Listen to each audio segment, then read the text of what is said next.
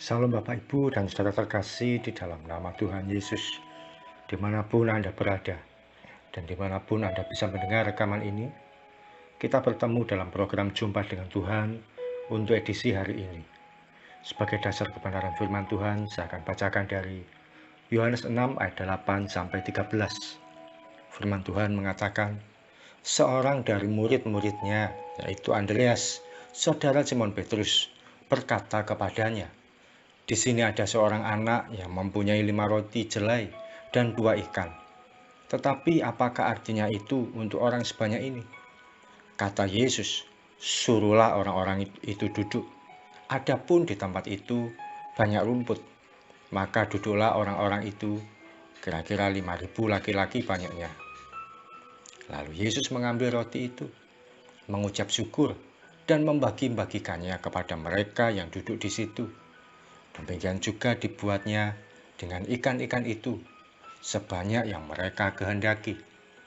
Dan setelah mereka kenyang, ia berkata kepada murid-muridnya, kumpulkanlah potongan-potongan yang lebih, supaya tidak ada yang terbuang. Maka mereka mengumpulkannya, dan mengisi 12 bakul penuh, dengan potongan-potongan dari kelima roti jelai yang lebih setelah mereka makan. Firman Tuhan kali ini saya bacakan lebih panjang, supaya kita mengetahui dengan jelas peristiwa yang terjadi. Kalau diperhatikan, hanya di Injil Yohanes yang mengungkapkan bahwa 5 roti dan 2 ikan itu berasal dari seorang anak kecil. Anak kecil ini menyerahkan bekal makan siang yang dimilikinya pada Andreas, murid Yesus yang sedang bingung mencari makanan. Dia tidak punya banyak, hanya 5 roti dan 2 ikan. Dari 5.000 orang laki-laki, belum termasuk perempuan dan anak-anak, ada menafsirkan jumlah keseluruhan 10-15.000 orang. Saya menduga dari antara mereka pasti ada yang punya makanan, tapi mungkin merasa ini untuk saya makan sendiri, tidak mungkin cukup kalau diberikan ke murid Yesus yang sedang cari makanan. Cuma sedikit, nggak ada artinya. Ini sekali makan langsung habis. Jadi akhirnya disimpan sendiri. Tapi ada satu anak yang berani menyerahkan makanan yang dia punya. Bisa jadi dia berkata, Om, ini saya sumbang makanan saya. Andreas memang menerima makanan itu. Tapi dia berkata pada Tuhan Yesus, tidak akan cukup makanan ini dimakan sebanyak orang yang ada. Kita tahu kisah selanjutnya. Mujizat yang legendaris itu terjadi. 5 roti dan 2 ikan. Bisa memberi makan 5.000 orang laki-laki, belum termasuk perempuan dan anak-anak.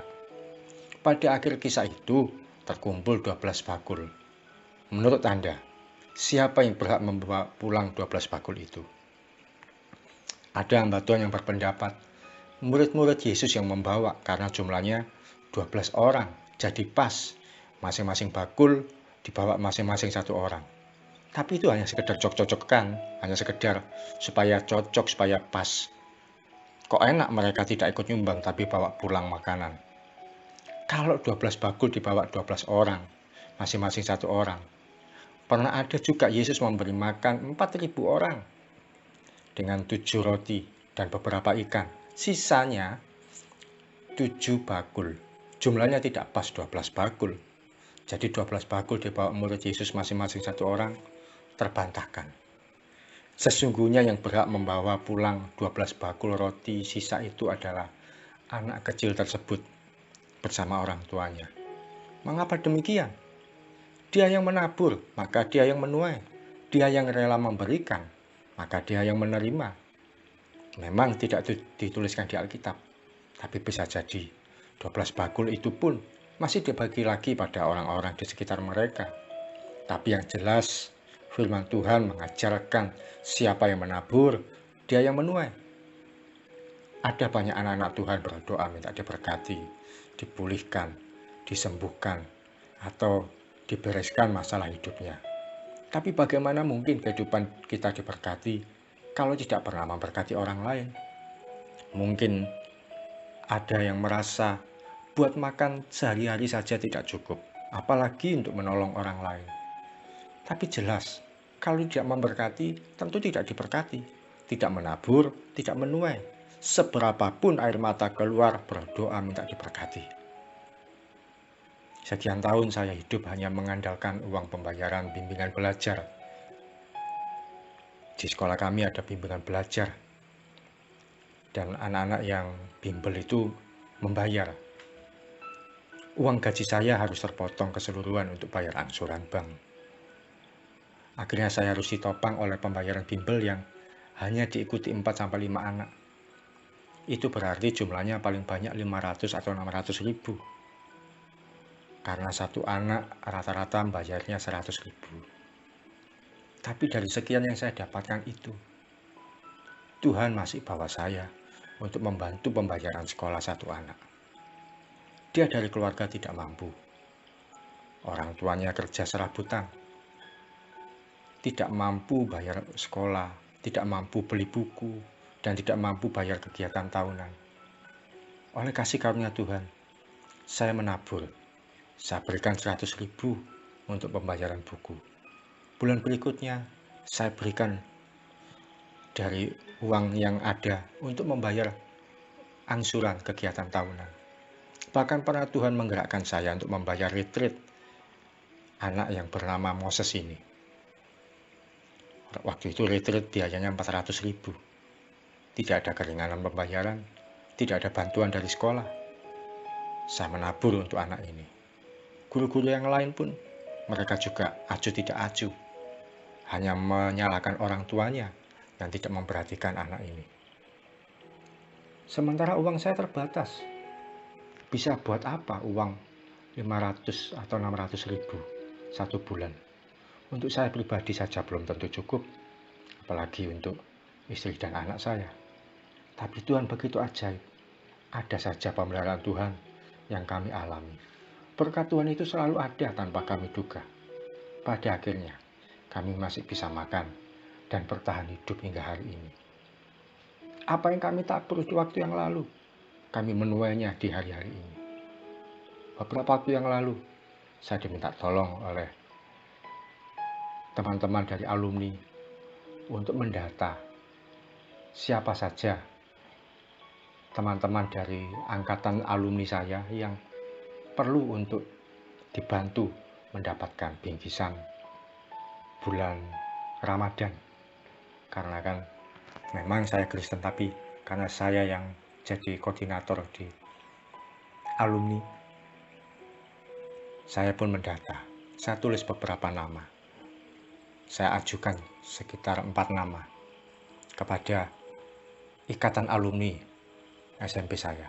Kepada ikatan alumni, yaitu organisasi yang lebih besar. Saya ajukan dari grup angkatan alumni kami. Saya ajukan 4 nama.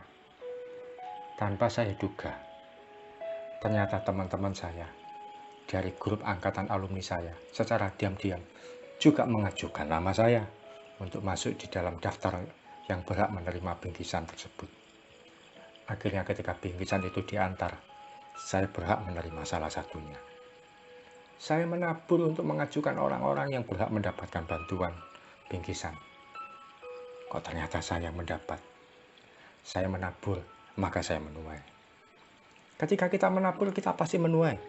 Kalau kita hanya minta dikasihani, minta diberkati, tapi tidak pernah memberikan apapun, tidak ada yang akan kita terima.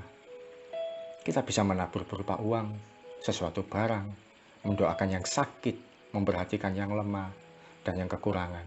Maka hidup kita pun akan menuai hal yang baik juga. Saya seringkali berkata pada orang-orang yang sakit, yang minta didoakan juga, saya berkata, kalau Anda sakit, cari orang lain yang juga sakit, doakan supaya mereka sembuh. Ketika kita mendoakan orang lain sembuh, maka kita sendiri pun juga akan diberikan kesembuhan. Kalau Anda kekurangan, doakan juga orang lain yang kekurangan. Maka hidup kita akan diberi berkat oleh Tuhan, dipelihara oleh Tuhan. Kalau kita tidak bisa memberi sesuatu secara materi, kita bisa menabur secara doa, menabur secara penguatan, menabur secara motivasi dan sebagainya. Tapi tentu, kalau kita bisa memberikan, kita menabur, kita memberkati orang, kita akan diberkati. Siapa yang menanam padi, dia akan menuai padi. Mari kita datang pada Tuhan. Terima kasih Tuhan Yesus untuk kebenaran firman-Mu. Ajari kami menjadi orang yang mau dan bersedia untuk menabur, memberi dengan kerelaan hati, membuat kehidupan orang lain disenangkan, membuat kehidupan orang lain mengalami keuntungan melalui kehidupan kami. Sehingga Tuhan, kalau orang lain diberkati, orang lain dipulihkan hidupnya, orang lain dibereskan hidupnya, kami pun juga akan mengalami kehidupan yang dipulihkan, dibereskan, dan diberkati. Karena firman Tuhan mengajarkan, siapa yang menabur, dia yang akan menuai. Kami mau menjadi orang-orang yang menuai ya Tuhan. Karena itu kami juga mau belajar untuk menabur dari apapun yang Tuhan percayakan pada kami. Di dalam nama Tuhan Yesus, kami berdoa dan mengucap syukur. Amin. Selamat menjadi orang-orang yang menabur dan percaya kita akan menuainya selama Tuhan masih memberikan kesempatan untuk kita menikmati tuaian itu. Salam dari saya, Ki Rarjo dari Mitspa Ministry. Tetap setia sampai garis akhir. Tuhan Yesus memberkati.